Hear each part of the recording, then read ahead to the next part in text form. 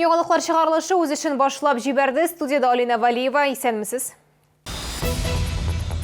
Жаяу урап, машинада су йырып, ишек алдындагы күлләүкләр нинди куркынычлыклар тудырырга мөмкин.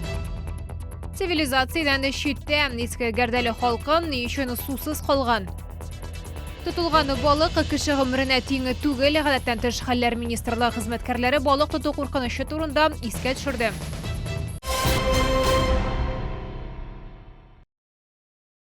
Татарстанда яшәүче тагын 36 кешедә COVID-19 диагнозы расланды. Шулдам коронавирусның 11 яңа очрагы теркәлде. Соңгы мәгълүматларны республика оператив штабы хәбәр итте. Шулай итеп, 1 апрельгә Татарстан буенча барлыгы 19456 авыру очрагы теркәлгән. Аларның 16419 терелгән, 97се узган тәүлектә. Быел безнең ишегалды президент программасы буенча ремонтланачак Чаллы ишегаллары исемлеге билгеле булды. Апрель аенда төзекләндерү эшләренә керешү планлаштырыла.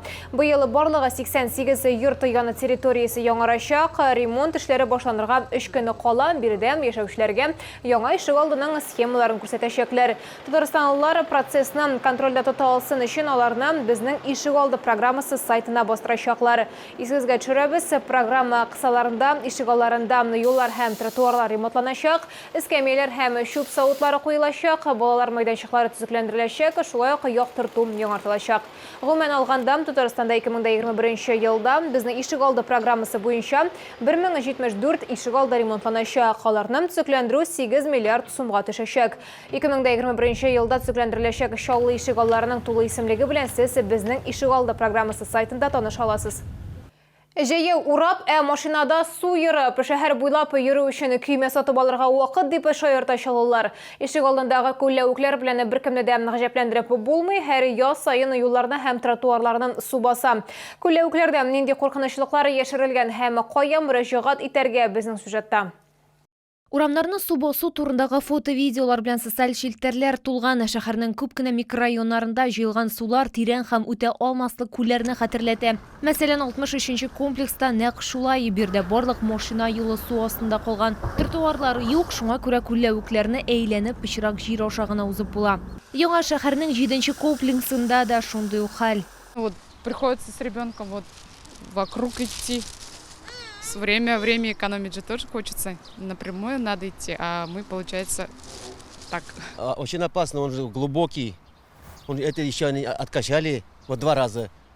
А вообще целый день вот туда даже выходит. Ну, дети уходят, машины, глохнут.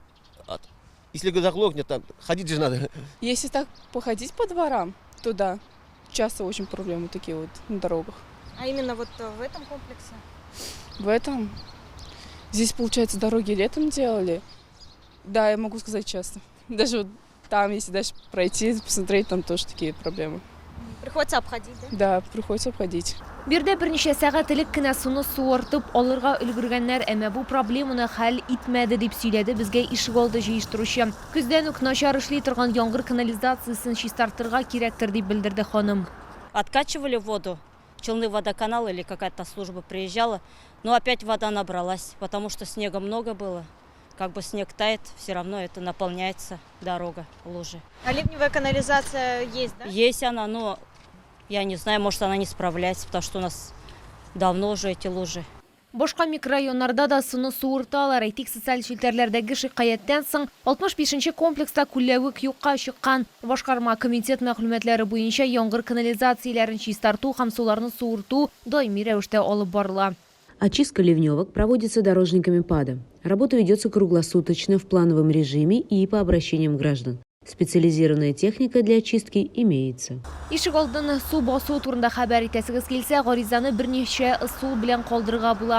Дәүләт хезмәтләре порталында халык контроле бүлегенә, шәһәр хакимиятенең рәсми төркеменә хәбәр итәргә, шулай ук 8939 311 31 31 номеры буенча кайнар элемтәгә язырга мөмкин. Фото һәм видеоларны редакция WhatsApp-ына да кабул итәбез. Лилия Гатина, Валерия Новожилова, Александр Кощеев, Яңалыклар.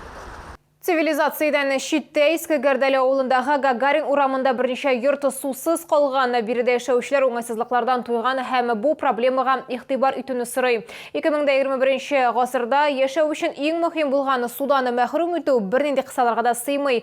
Бу хәлне безнең төшерү төркеме тикшерде. Тукай районының Иске Гәрдәле авылындагы берничә йорт бер айга якын сусыз. Алар арасында Сабировлар гаиләсе дә бар. Март башыннан бирле инде аларга суны күрше урамнан туганнары ташый. Алар ярдәме белән савыт-саба юарга да, мунчаны да ягарга була, ди Хамуниса ханым. Бу авылда алар ире белән инде 25 ел яшиләр. Әмма мондый проблема белән беренче тапкыр очрашалар.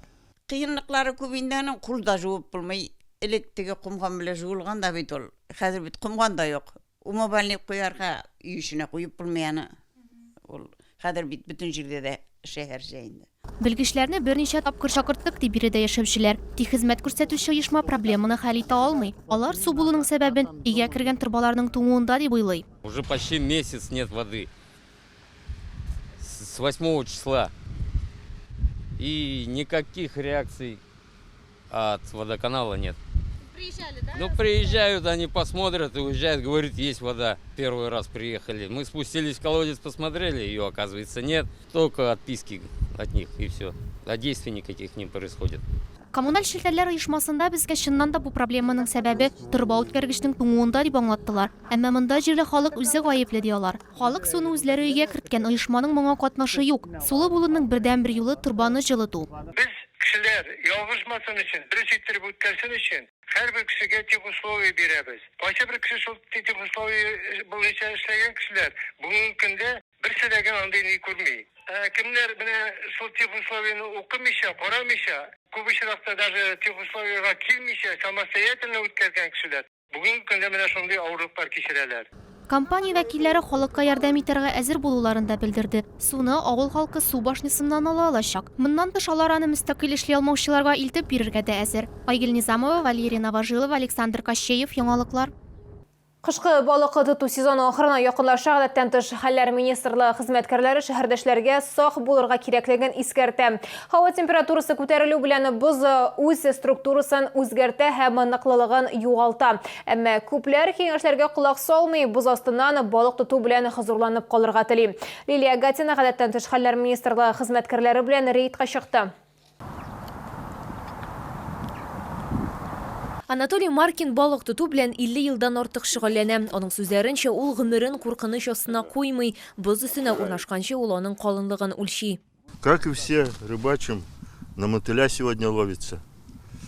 Вот, на тесто слабо берет, редко одну поймал на тесто. Но в этом году, не знаю, вот вода как будет на льду, там уж будет рыхлый лед, тогда уже не будем выходить.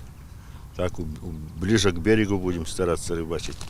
Кагыйдә буларак балык тотарга яратучыларны туктатып булмый. Алар бозга теләсә кайсы һава шартларында чыгарга һәм көне буе утырырга мөмкин.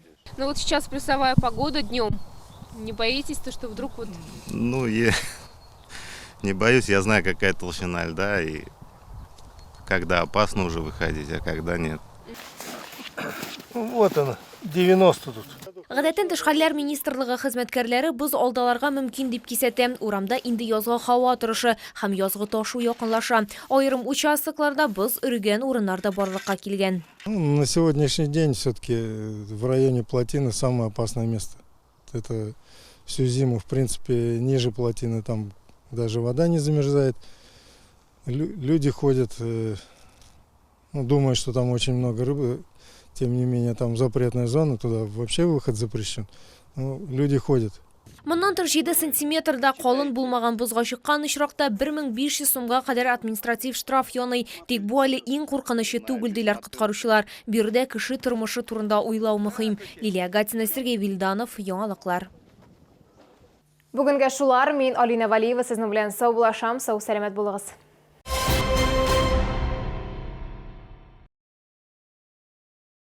Популярные инфракрасные керамические обогреватели в Набережных Челнах. Московский проспект 128/9. Теплоэлектроцентр. Скидки и доставка на сайте esk16.ru. Ищите сиделку для близких? Тысячи жителей Татарстана выбирают для своих родителей Центр содействия. Не разрывайтесь между семьей и тяжело больными родителями. Мы поможем, даже в самых сложных ситуациях. Наша работа – забота о ваших близких.